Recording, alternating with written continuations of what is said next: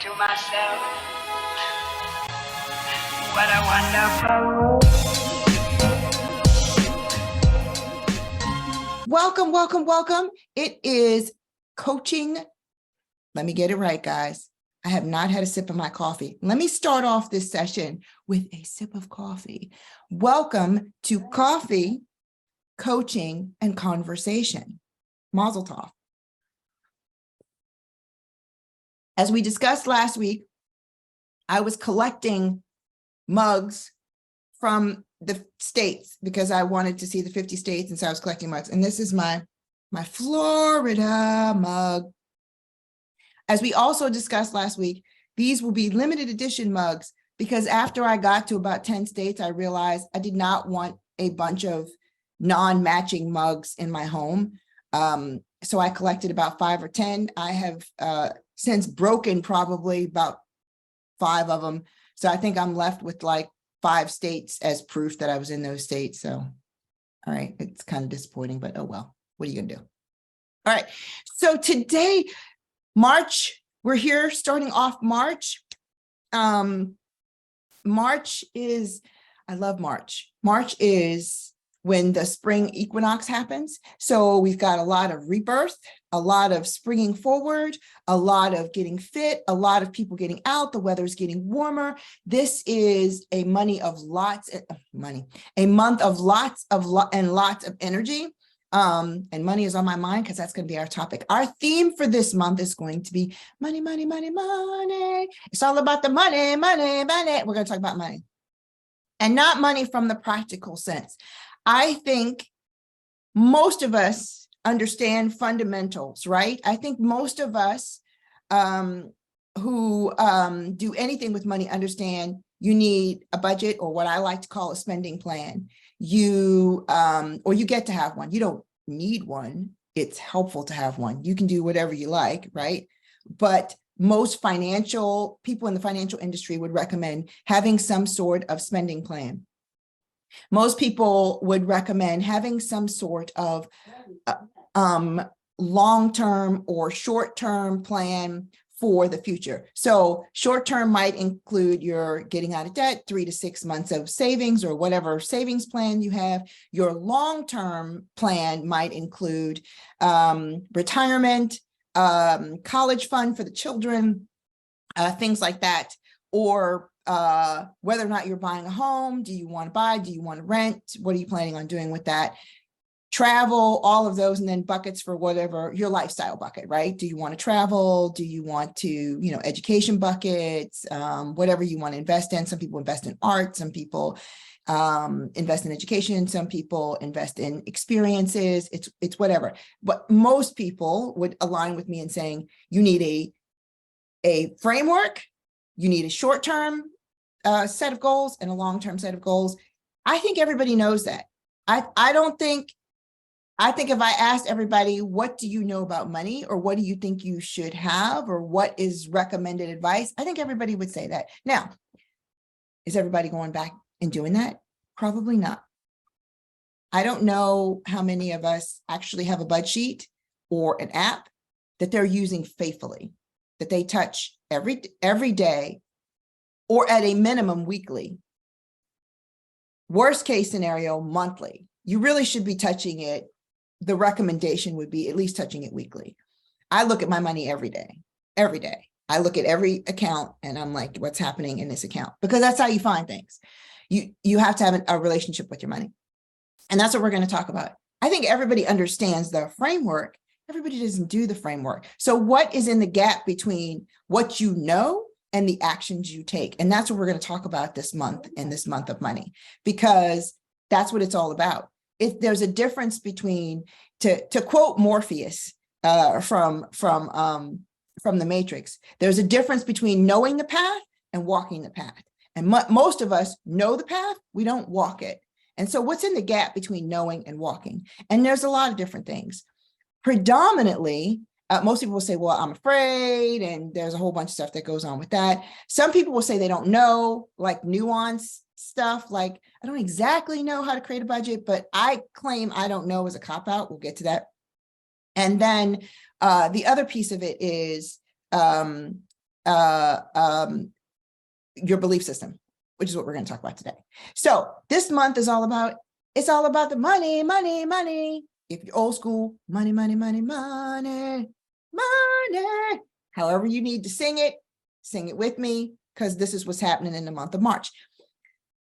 Coincidentally, it is also St. Patrick's Day, which is the green day, and the color of money in the US at least is green, which I can dig it, right? It's also spring. Many of the spring colors are green, and it's about growing, right? The actual seeds that you've planted come up. So I kind of like this whole tying it together. You guys know I like alliteration and all, how things are all connected, and all things are connected.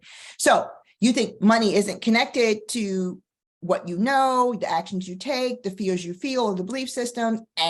Wrong. It's all connected. It's all connected. It's not about being born with a silver spoon, a trust fund, getting breaks in life, not getting breaks in life, the side of the tracks you were born on, and all this other stuff. We all have a bunch of excuses around what we think having money or not having money means. The breaks we got, like there's a whole, the path we believe we were put on is the reason we have the money that we have. And it's the actions you took on that path is the reason that you have the money that you have.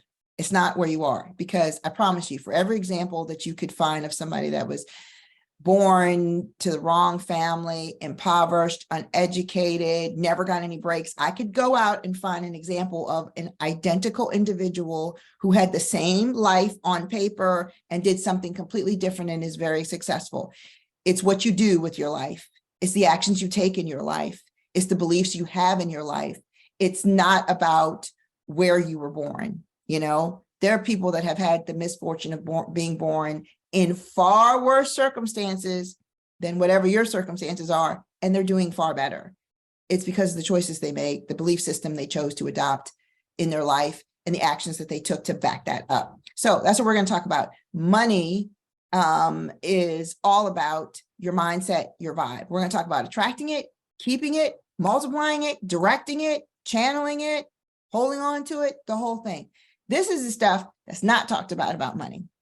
This is the stuff that trips us up, because it's the innate stuff. Anyone can, like I said, and I believe most of us do, most of us know how to create a budget, a spending plan. Most of us know you should be saving. Most of us know you should be saving in a couple, like any retirement person. Okay, if you're on your company job and your company has a match, that's like a no-brainer. You at least do up to the match. Any financial person will tell you that. That's dollars and cents. That's pure math. Everybody can add and subtract. Everybody can do that. That's not it.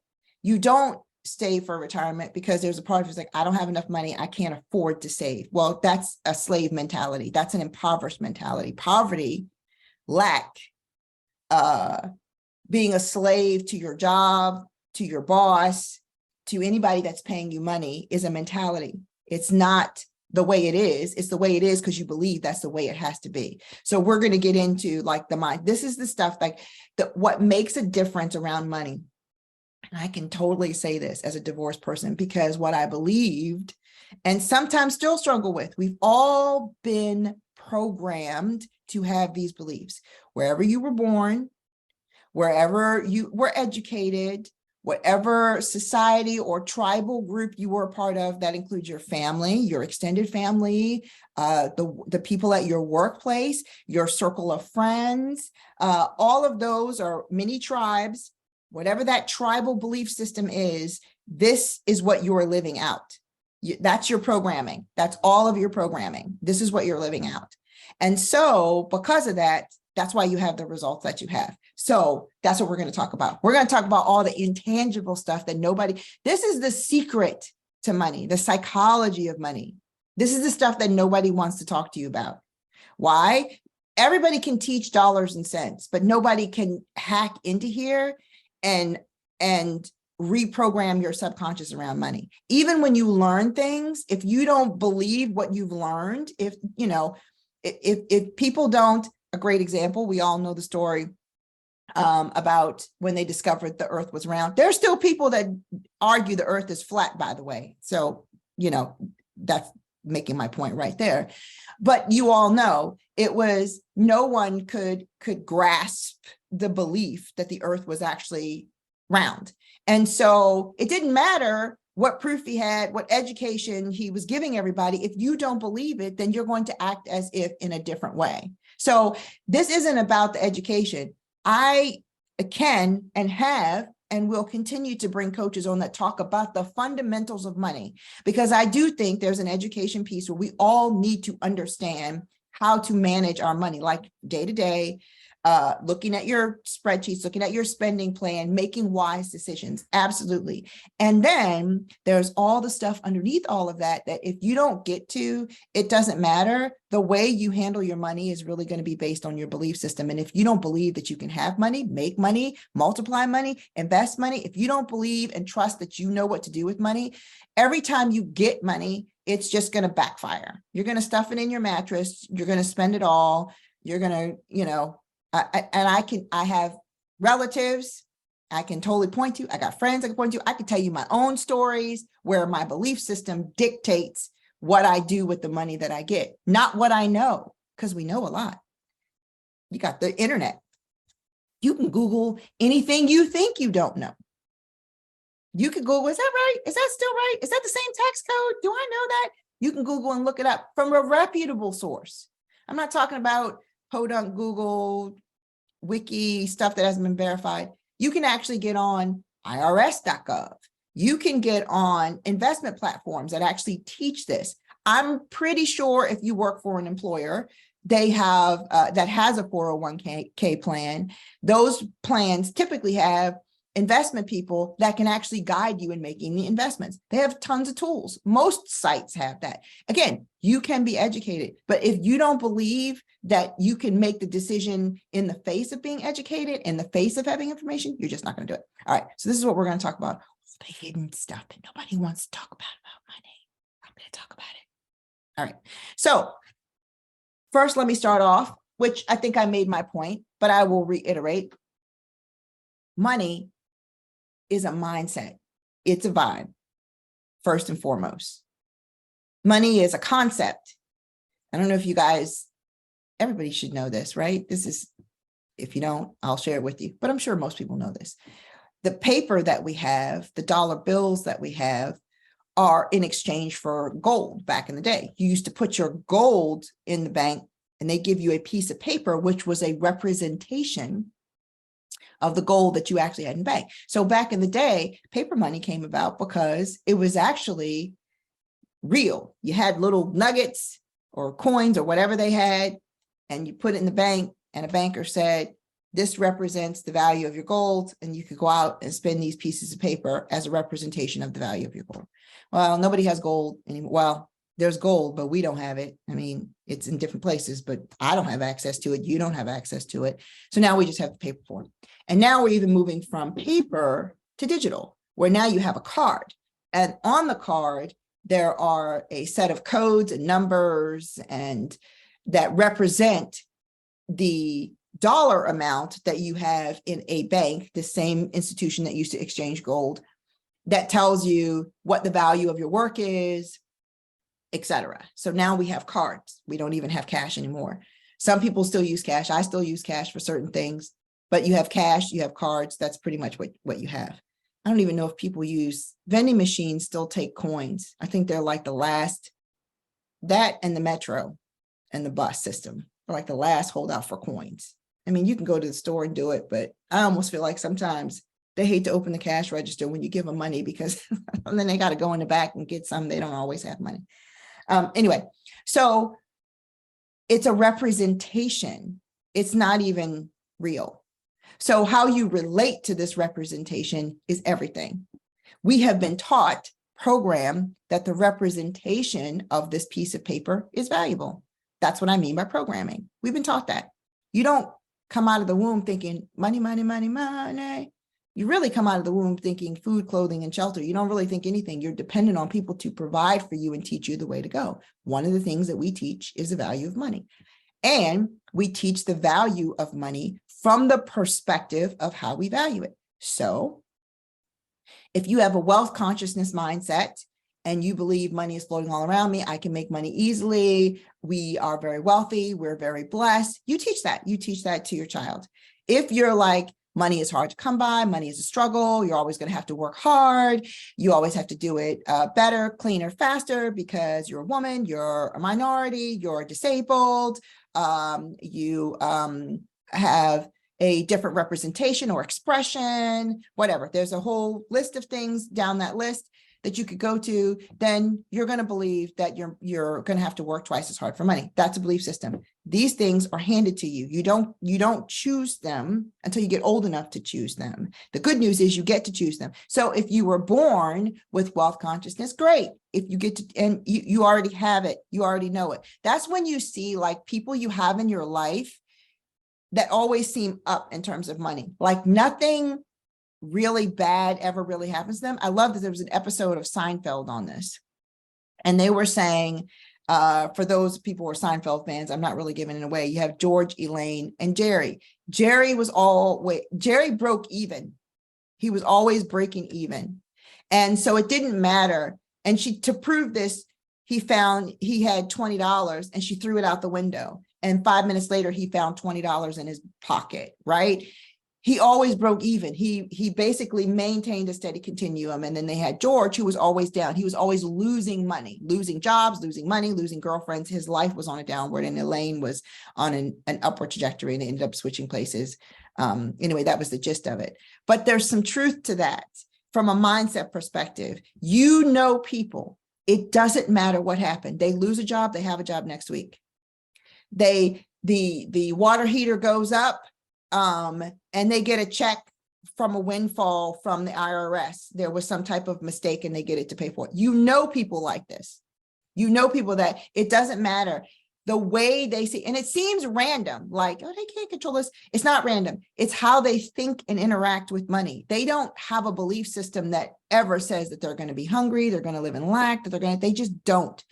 You know people like this. You probably thinking of like, so-and-so. You're thinking of them right now. You're thinking of them right now because there are people that are like that. It's their belief system. They always attract things to make them break even. Then there's people that always are on this upward trajectory. It doesn't matter. They're always getting a better job. They always make more money. They get crazy opportunities. Somebody offers, like out of the blue, offers to buy their car for way more money than it's worth. They get an offer for a house for way more money than it's worth. They get a job. Their, relationships are like because they believe that I had a girlfriend like this, who she would say she didn't believe that she would ever be alone. And she was never without a man in her life. I mean, I don't recall a time where she had space. I'm not judging the right or wrong of it. I'm not judging the right or wrong of any of these things. I'm just saying she got what she believed. She was never alone. She always had good boyfriends and men who doted on her, but she believed that. So she never attracted people into her life who would be anything other than. And even if she did, she wouldn't engage with them because that's not her belief system. She would believe, I wouldn't engage with that guy. Why would I do that? No, I'm not going out with you. And not from like a mean place, but like, no, that's not my guy. He's not a guy that I would go out with. This is a guy that I would go out with. I am going out with him. And if I break up with him, there'll be another guy somewhat similar, probably better, that I'll go out with because that's who she was. Like, that's who she was. It's the same thing with money. It's the same thing with anything. Like, you get what you believe. You get what you believe. And money is probably the biggest mind game ever on the planet because we need it. And because we need it to survive, that's how our society is based. We have a very odd relationship that we need it. We think we can't have it, that we have to work uber hard to get it, that it eludes us, that we're in lack, that if we don't have a certain number, we don't feel secure. There's all this stuff tied up with money. And it's because we do need it for survival. That's not a joke. That's not even a belief system. That is like, well, I even challenge myself on that. There are people who make no money and are well taken care of. Again, belief system. And they make no money and are well taken care of. And that's what they believe. And if they lost their supporter, sponsor, provider, husband, wife, whoever was taking care of them, I promise you it would be in short order. They would find somebody else to do it. They don't believe they need money. They just believe they will be taken care of. So again, this is about your belief. I've seen this. I just saw an article recently with a gentleman. He had 3 wives and he didn't work. And they were all saying, we treat him like a king. Again, not judging the right or wrong of it. He doesn't believe he has to work, and he doesn't. You get what you believe. So money is a mindset. It's a vibe. There are spenders, there are savers, there are multipliers, there are channelers, and there are people that do all four, right? Most of the time, I joke about this when I did a financial stewardship class at my church like years ago.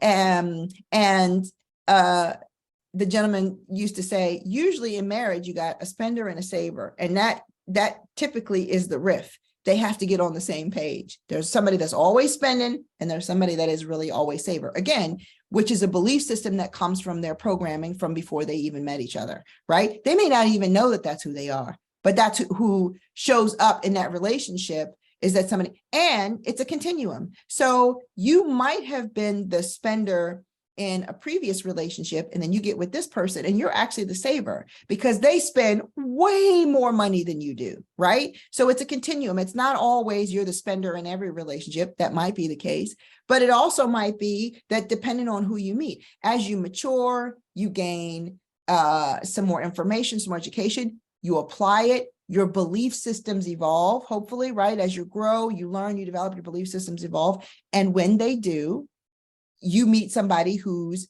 at a different level than you are. Now you're the saver in the relationship and they're the spender, right? Or maybe like attracts like. You both are savers, you get on the same page, right?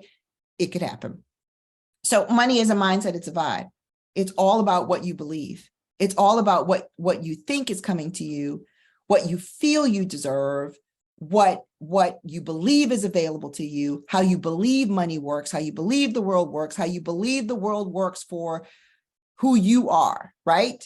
I have a particular belief system around being an African-American female in the United States. That belief system guides my thinking. And if I'm not careful, it will guide my thinking in the direction that I don't want to go. I have to debunk that and make sure that I am looking what is actually really possible, not what I've been programmed to believe possible. People, especially underrepresented groups, we have been programmed that money and life is a struggle. It's a struggle. And so we embrace the struggle. We wear the struggle like a badge of honor. It's not always a struggle. Some things come pretty easy. Sometimes you get that job because you're good. It wasn't hard, but we turn it into this big drama-filled fest. Why? Because our belief system says that if it wasn't hard, it wasn't worth it. If it wasn't hard, then we don't deserve it. If it wasn't hard, then we're really not going to get it. And so we turn something as simple as getting a job into this big old dramatic fest where there was all these problems and the interview didn't work out and you had to do your background twice and you had to provide top three more references than anybody else. And they were discriminatory and now you're suing. Like it turns into this big drama thing that it doesn't have to be. That's not the way it is.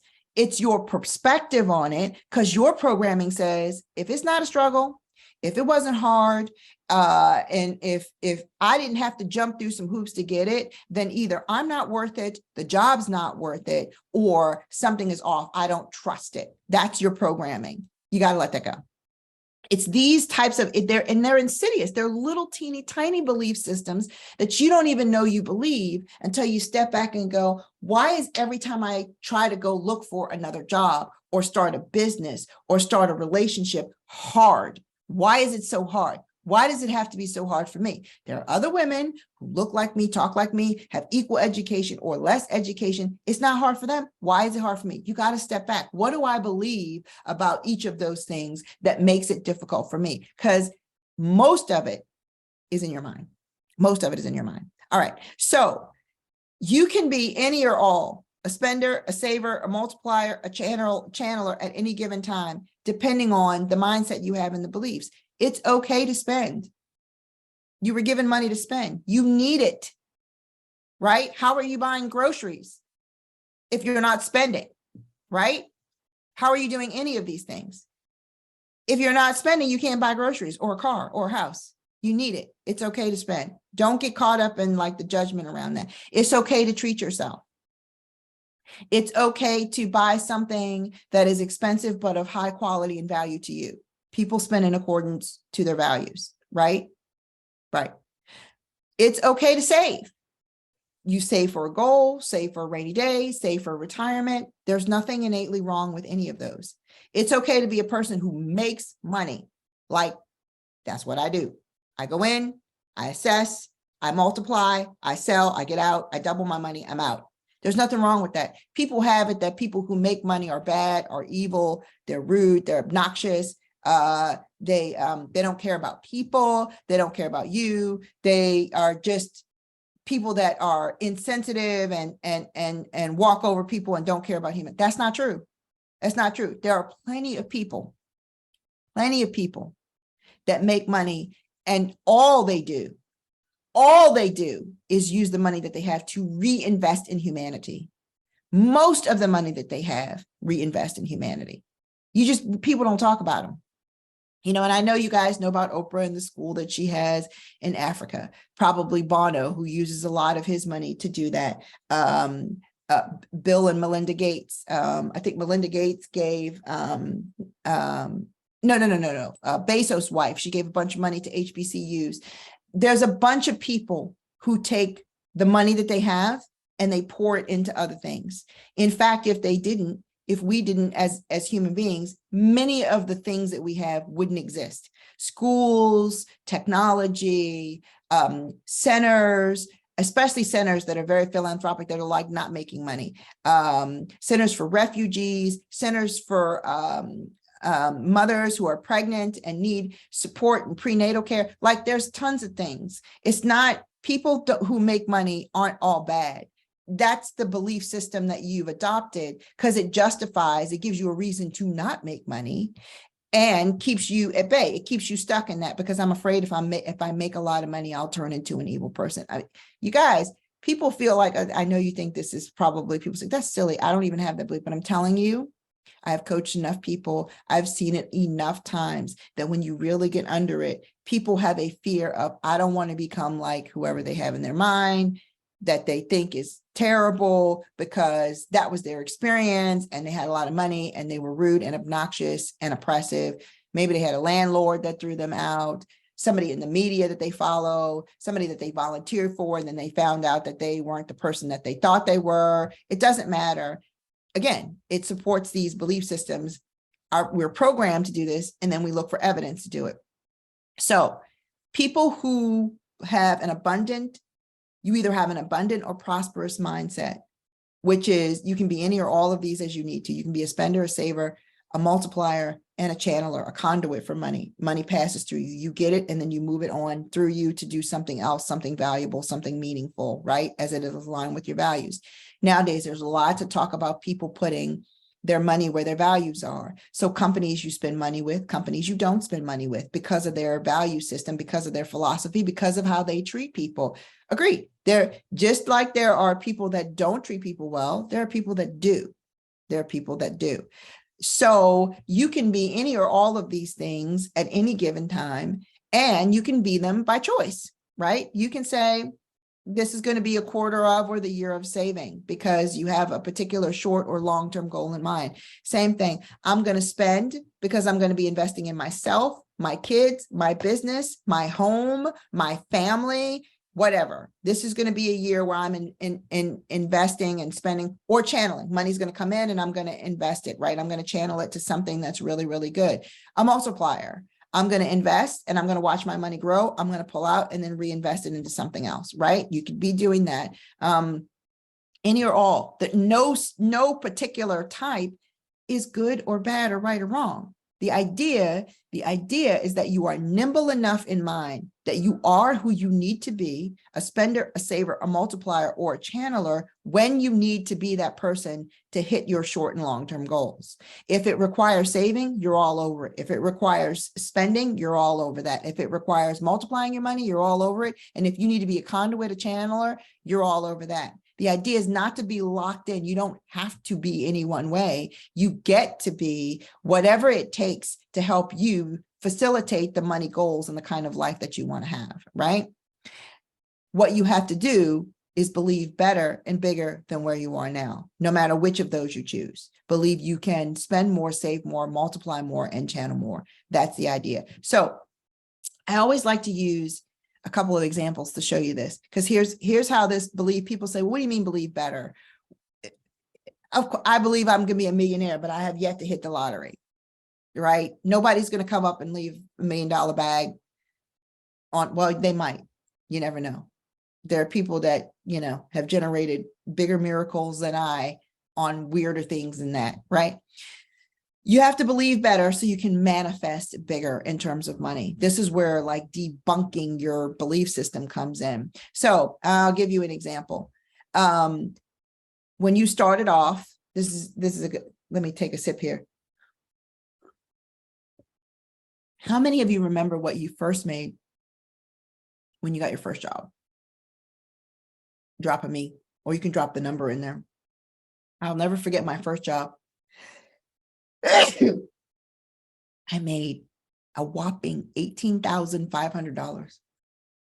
I will never forget that, because it was my first job. I had an offer letter back in the day. I had benefits. That was like a big deal. And the letter was long, and I had 401, like it had a lot of stuff in it. I was stoked. And so I was at that job, and then I took another job. But in my mind, what am I thinking? I'm now worth 18.5. I will never take less than 18.5. That was my thing. I didn't have the consciousness at the time to believe I could actually be worth more. That wasn't my programming. Negotiating salary, not my programming. And for a lot of women, this is true. And for a lot of women, especially coming out of divorce, it's still true. It's not something you would do because it's not your taught. Now, we're getting better with pay transparency. Women are closing the gap with what men make on the dollar versus what they make. We're closing the gap on that. But for a lot of women, negotiating is not the thing. So I never thought that. So when I left that job for the same money. I left that job because that job wasn't in my field and I didn't like what I was doing. And I was willing to move over to this job in my field to do that. I applied for another job at the second place. And I will never forget, even then, I thought long and hard. I prayed about it. I remember doing research that I knew to do at that time. I don't know if the internet wasn't really that big. It had just kind of gotten started. I don't want to date myself too much, but I don't think I had a lot of intel, but I had some intel. And I talked to people, and I remember I applied for this job in the promotion, and I asked for $26,000. I remember, like, guys, you don't know, like this was like a milestone, because I never before believed you could ask for what you want from an employer and get it. I didn't believe that. I was young. I think I was 21, might have been 22. I was really young, in my early 20s. This was my second job out of college. So I was young. Actually, I was 21. I don't think I was 22. I was like, this was my second job. I was only in that first job for 6 months. I took this job because I knew it was going to be better opportunity and it was in my field. And I was going up for promotion. And I remember like meekly asking, and they asked, nobody had ever asked me before, what do you want? What do you want to make? Or what are your salary requirements? No one had asked me up until then. I'm a college student. And like, these weren't the kind of conversations I had with my parents. I didn't have it with colleagues at the time. You know, back in the day, we didn't talk about money. No one talked about money. At least in my tribal system, my family, we didn't talk about money. I didn't know what my mom made. I didn't know what my dad made. We didn't bring it up. It was like taboo. So I'm up for this promotion. I didn't call my parents and say, what should I ask for, mom and dad, or a friend or anything? We didn't talk about money. So I'm on my own. I'm handling it, just trusting in my innate ability, relying on what I learned in college, relying on the research and the few colleagues that I talked to and what I thought the job was worth, and looking at the salary range of the job, and just kind of felt into, what do I think that I'm worth? And she asked me, what did I want to make? And I said $26,000. And I remember I don't know, what is that, like a $7,000, $6,000 jump? And it was a big jump. It was a big jump. And I remember just thinking, oh God, I don't know if they're going to give it to me. I don't know if I'm worth it. This is going to be a big leap. Now, granted, I don't know anything about how promotions work. I don't know how they make these decisions. I don't know anything, but I just in my mind was like, this is what I think I'm worth, and I'm going to ask for it. And so here's what happened. This is an interesting story, which is why I say it's truly about your belief system. So I go in and I decide I'm going to ask for this. And if they don't give it to me, I get it and I'll see what they say. But this is what I really want and what I believe that I'm worth. And after my little research, like I was kind of attached to this number of 26. So here's what happened. The VP looks at me. The person that was going to promote me decides that she's going to go and ask whoever for the raise. And then I had to have this meeting with one of the VPs, and she looks at me and she's looking down at the paper and she sees how much I asked for. And she looked at me and you know what she said? This is when I really got it. I had no idea you made so little. What? She's looking at what I was making to what it was. And she goes, 26? Wow, that's fine. I had no idea you made so little. And she signs off on it.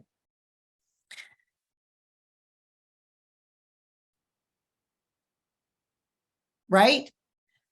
All the time I should have been asking for more. I didn't know to, because I didn't believe I could have more until that moment when I asked for more and I got more.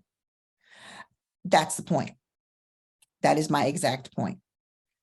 From then on, it was more about, what do you think you're worth? Ask for what you want and make the argument.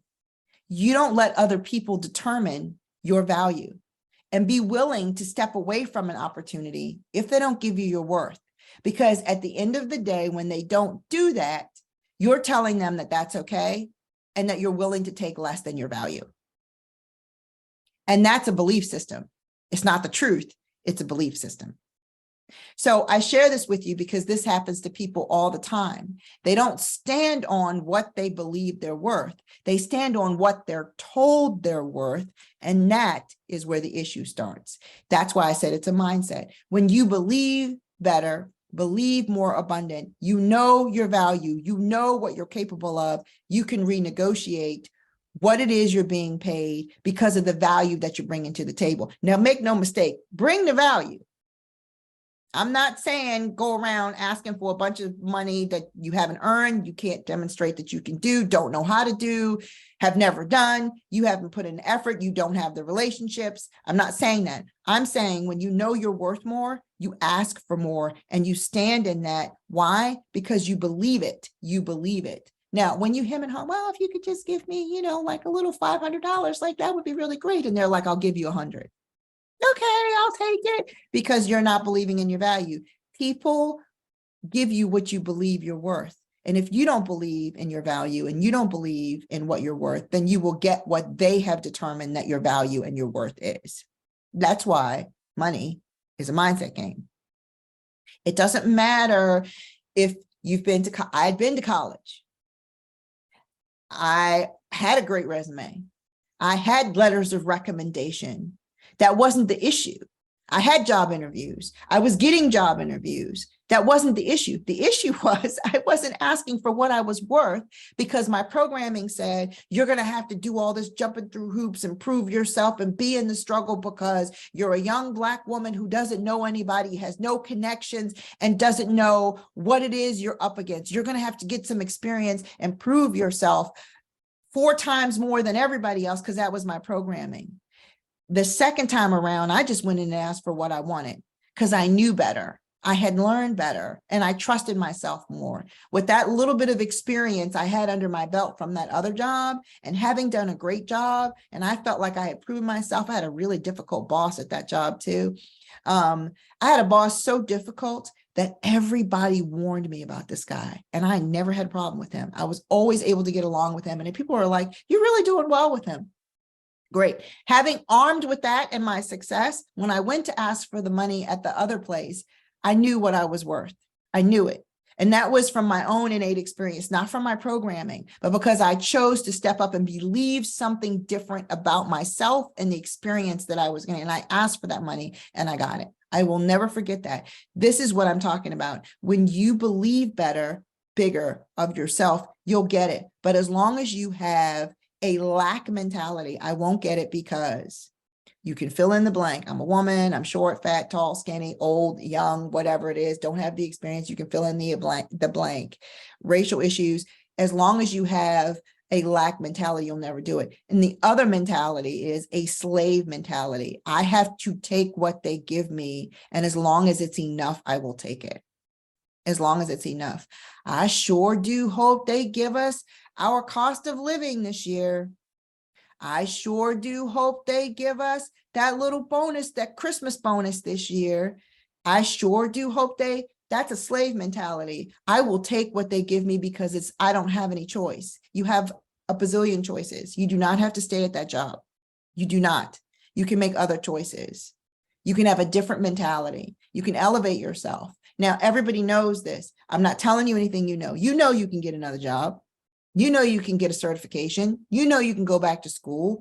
You know that right now, there are 1.7 jobs per person. People keep talking about a recession. That's talk. The reality is unemployment is the lowest it's ever been, and there are more jobs per person than there ever has been before in the US. You know you can get another job. You know you can go back to school. You know you can get another certification. People are looking for people right now. But if you are in slave mentality and you're telling yourself, I can't do any better than where I am right now, then you will always accept what someone else has determined your value. That is not the way of the world. That is your mindset. And that's what I'm talking about. If you have a lack or slave mentality, that is impoverished. Poverty, being poor, is a mentality. It's a mentality. It's not a reality. Your mentality makes it your reality, and you can get beyond that. This is the secret nobody tells you. No, people are talking about it now, but when you're like 5, 6, 7, and you're having your first lemonade stand, and your mother is giving you quarters, and then you get a job in middle school and in college, nobody is sitting down. And if you had your mother or a friend or somebody that actually taught you this, I hope you embrace it and your life is different and you're sharing it with your friends. But people very rarely sit down and tell you, listen, it's not about the lemonade stand. It's about what you believe. And if you believe you will sell a lot, you will go door to door. I'll give you another example of that. When I was a kid, I was raised in a different religion. And in that religion, we used to proselytize. So we used to go out. And when I was a child, I was unstoppable. There is no door. There is no person I would not talk to. Why? I thought it was what I was supposed to be doing. And I was great at it. People loved taking me out because I was a kid. It was cute. I knew my stuff.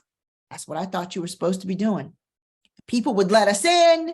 They want to chat. Oh, it's because that's who I thought I was supposed to be doing. That's what I thought. I was getting what I believed. I had no experience that it was about anybody else's belief system or anything, because that's what I believe. It's the tribe that I grew up in. This is what I'm talking about. You get what you believe because it's the experience you have. Just like we say lots of other things are taught, your mindset around money is taught. You inherited it. You owe it to yourself to open up Pandora's box and actually look at the beliefs inside and see, are they serving you or are they not? Are they keeping you in poverty or are they actually evolving your wealth consciousness?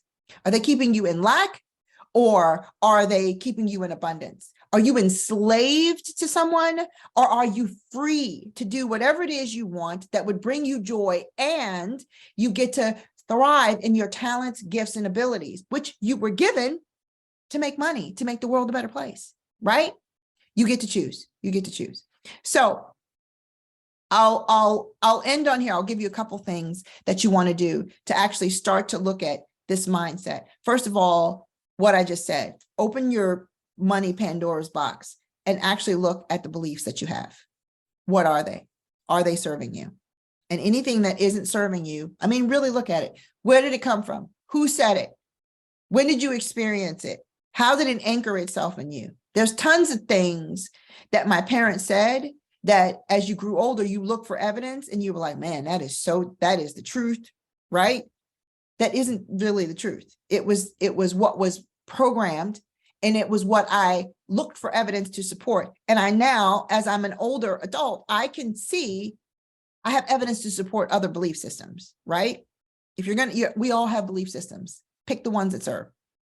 2, you want to clean up your system for flow. Here's one thing that blocks our creating our ability to pull in and attract money. It's not being a good steward of the money that you have. You need to clean up your habits. In addition to cleaning up your beliefs, you need to clean up your habits. You can clean up your beliefs all you want to. You can believe that it is an infinite universe, but you won't take action on that belief if you have crappy habits. And this is what I was talking about. I check my money every day. How many of you have a spending plan you never look at? You never compare your money. How many of you don't look at what you're spending your money on, like ever, or once a quarter, which is not frequent enough? That's probably frequent enough to look at your investments. It is not frequent enough to look at your day-to-day spending around money. Even if you have a lot of money, people that have a lot of money spend time with their money. They have a very intimate relationship with their money. You need to clean up your habits. And you need to clean up your habits like there are money leaks. So for example, if you have a bank card, I got a bunch of mail sitting here. I just got this mail, whatever this mail is, there's a bunch of things that I need to open here, sitting over here, right? It's a money leak. There are things in that pile I need to take care of. So this weekend, I will open them all, sort them all. I will shred what is completed, and I will make a list of things to take care of. And by the end of next week, I will have taken care of them. So there's no money leaks. No money leaks. When you do not take care of the things you know you need to take care of, it like clogs up your mind.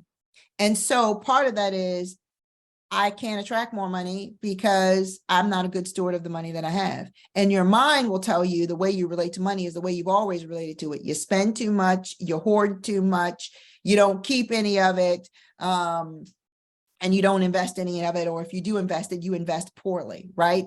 Your mind knows the habits you have around money. And so you become fearful of having more money because you haven't been a good steward of the money that you have. Your mind goes back to the past. How do we handle windfalls?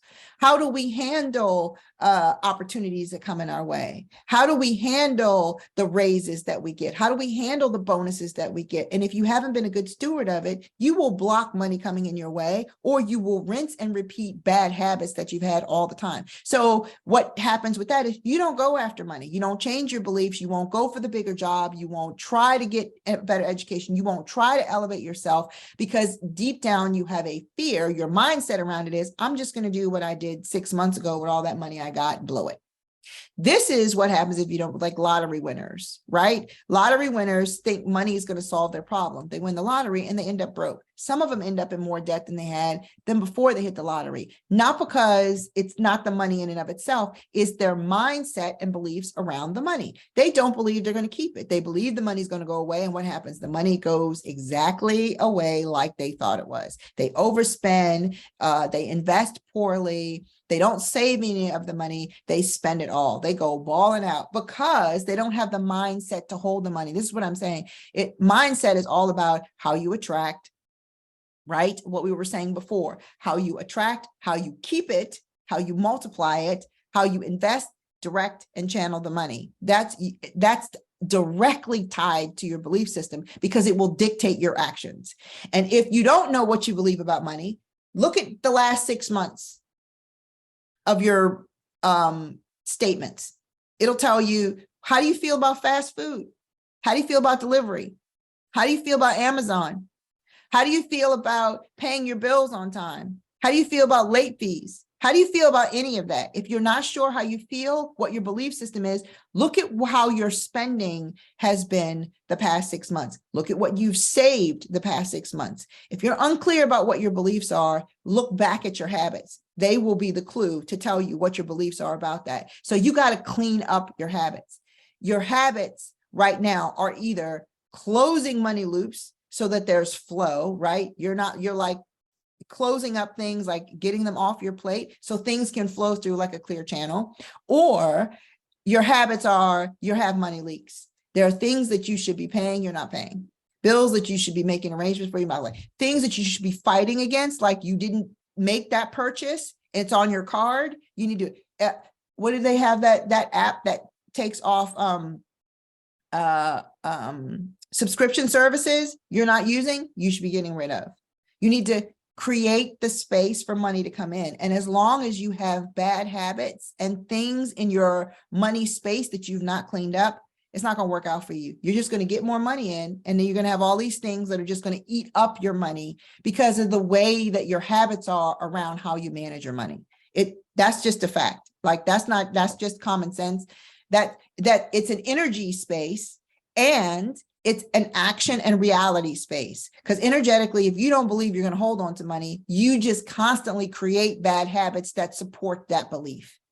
It'll be your reality, right? So you got to clean up your habits, close loops, get rid of money leaks. If there are pieces of paper on your desk of things you need to take care of them. Make a list, start crossing them off, get them out of your space. This also could include physical space, right? It could be things you need to get rid of. You have a bunch of clothes you need to get rid of, things you need to sell, junk in your house that needs to be removed. It's all there. It clutters up your mind. If you have poor habits in terms of how you manage your money, it's also probably poor habits in how you manage other aspects of your space. How we do one thing is how we do everything. So whatever habits are that aren't serving you, you need to take a look at them. But in particular, take a look at your money habits. And if you're not sure what your money beliefs are, look at your money habits. That will give you a serious clue as to what your money beliefs are. The other tip that I have for you is when you do this, as you clean up your money habits, you're going to be creating connection and intimacy, a relationship with your money. Most of us are not in relationship with our money. We're not in relationship with most things in the house. We're not in relationship with half the people in our lives. We don't have a deep, loving, supportive, connected, high vibe relationship with these people. We have a lot of people in our life that are like pass through. We talk sometimes, we hang sometimes. But I'm just too busy. They're just too busy. I understand it's not a big deal. And there's not really any real reciprocity or deepening of that relationship. And if that's how your relationships are in your life, I promise you that's how your relationships are with your money, right? So take a look at the intimacy level you have with your money. Do you read your spending plan every week? Do you look at your bank statements? How up are you on your taxes?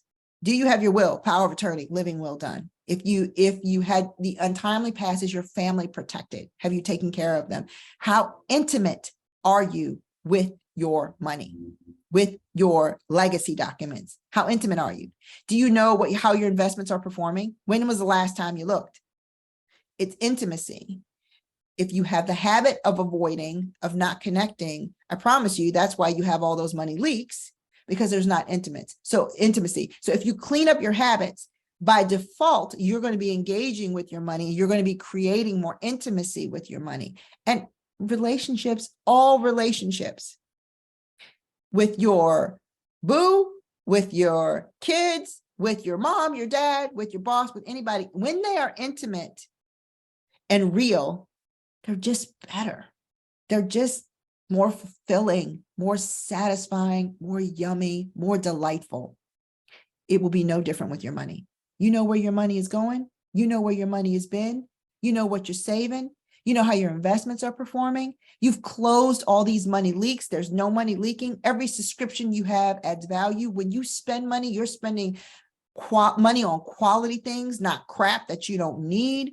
When you save money, it's because you're saving for the long game and the short game, right? When you invest, you research your investments. You're investing in companies that not only do you believe in their product, but you believe in their value system, right? When you are a channel for money, when you're like, I just made a bunch of money and these proceeds are going to come through me and go to this charity or organization that I really believe in, or go into the savings, or go into my retirement, or go into a college fund for my kids. When you're channeling money into things you really believe in, that is an intimate, deep, satisfying, fulfilling relationship with your money. And when you have that, how your money future looks, how your money flow looks will change. It will change. And rinse and repeat, right? So steps, get at your money beliefs. Look at your money habits and clean them up. Create a deep, intimate relationship with your money, and then rinse and repeat. That's where we are, rinse and repeat. All right. So thank you for spending this Saturday with me. We're talking about the money. It's all about the money. Next week, we're going to talk about attracting money. If you clean up your space, you know what your beliefs are, and you're going to begin to look at them and create new beliefs. You know what your habits are. You're breaking down your habits. You're creating new habits, right? You're getting intimate with your money. I have a money date every week. Money date every week. I sit down, I look at numbers, I look at accounts every day. I look at certain accounts every day. So I have that every day. It's like having a date with your boo. Every morning we get up and we have coffee and we think about our day, and we talk about the kids and we talk about the house. A lot of couples have that. You should have it with your money. Every night before you go to bed, you look at what you spend, you look at the dollars that have come through, you make a note of people you need to follow up with and you need to talk to, and you knock that out. Intimate, just like you would with any other relationship. You don't have relationships where you don't know what's going on. So build that intimacy into your relationship, and then you rinse and repeat. You keep doing it. You keep looking, you keep closing money loops, building better money habits, creating more intimacy with your money, looking at the beliefs you have when you don't have the results you have, and creating new beliefs. You keep doing that. Rinse and repeat. You keep doing that. And as you up level in your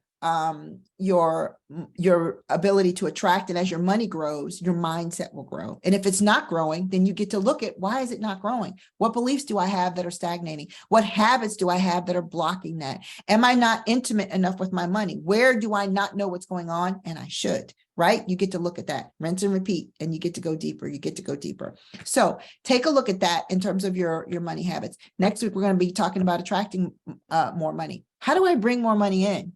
How do you got to nail this first though, because you could bring, like I said, the lottery winners, you could bring millions of dollars in.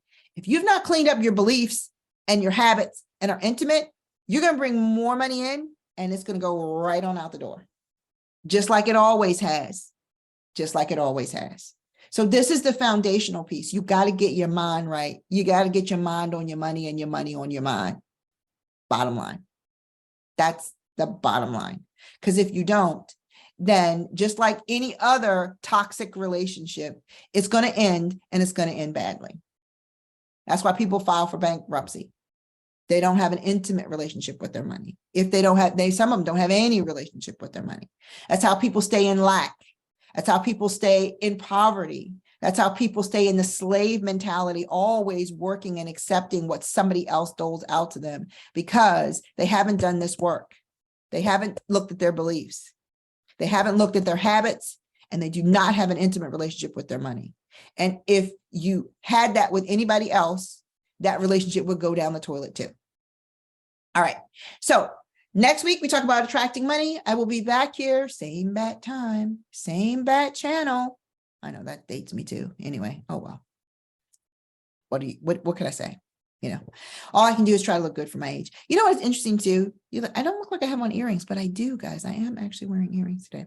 All right. So I'm going to go finish my coffee for today. Next week, we're talking about attracting money, bringing more money in. What does it take? What mindset do you need to have to pull in more money, to have more money opportunities, to believe that more opportunities are going to come your way, to manifest more opportunities, to stay in the energy of abundance, the mindset of abundance, to really get rid of, I don't have to do it harder, faster, better, stronger, longer, because of whatever, fill in the blank. And I can actually do it. I don't need the struggle, the drama around money. Like you got to shake that off, because if that's going to be your mindset, then you will never get money without a lot of rigmarole. And I personally am not committed to rigmarole or struggle. I'm committed to ease and peace. And I'm not saying I don't have to do my work, because we all got to do the work. But I'm not committed that it has to be drama filled and a pride swallowing uphill battle siege to live well. to have an abundant mindset and a healthy wealth consciousness. All right. Celebrate yourself. Go out today and celebrate yourself. Make sure you do something loving. Make sure you do something kind. Make sure you do something amazing and treat yourself well. Today is Celebration Saturday. So celebrate you. Celebrate you for showing up and listening. Celebrate you for engaging with your money today. Drop me a comment in the bottom of this to let me know what it is you did to actually take a look at your money beliefs and show up for yourself in a different way, to really examine what beliefs don't serve you and what beliefs you want to create in your life. And that's not easy work. That's a whole other course that I, can't do here on a Saturday. But there's probably some of that in my group. If you have not joined my group on NAS.io, I think the link is in here. Join the Divas on NAS.io. It's there. There's plenty of other courses. There's some money experts in there that I have interviewed for that. And we will continue to do that so that I can find better ways to support you in your life transitions. Make sure you take some time to celebrate yourself today. Have an amazing Saturday. And I will see you next Saturday as we talk about attracting the cash. Have a great weekend. I think to myself, what a wonderful world.